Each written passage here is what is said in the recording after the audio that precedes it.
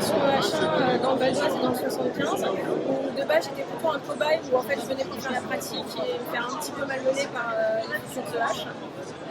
Mais de profession, je suis infirmière et notamment infirmière urgentiste avec certaines qualifications de tri du patient et de médecine en cas d'attentat.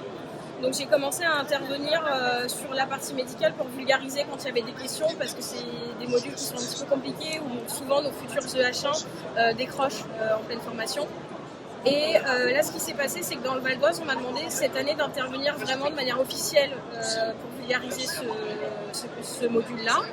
Et comme je suis dyslexique, dysorthographique, en plus de mon polyhandicap, j'ai demandé à Jacques Piquet, qui est le créateur des slides et du module, si je pouvais lui retravailler les slides pour être sûr de dire ce que je comprenais et que ce soit bien ce qu'il est écrit.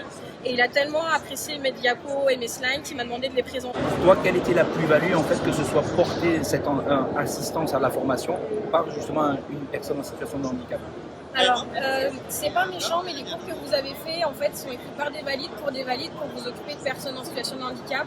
Et il y a certaines petites subtilités qui sont difficiles à expliquer quand on ne vit pas le handicap. J'assiste le formateur. Moi, je suis pas là du tout pour faire de l'encadrement ou enseigner quoi que ce soit. Non seulement j'ai pas les qualifications, mais moi, j'ai pas l'expérience de plongée pour transposer en pédagogie. Par contre, j'ai des compétences pour vulgariser et aider les personnes valides à mieux comprendre mes difficultés et les difficultés que d'autres copains pourraient rencontrer.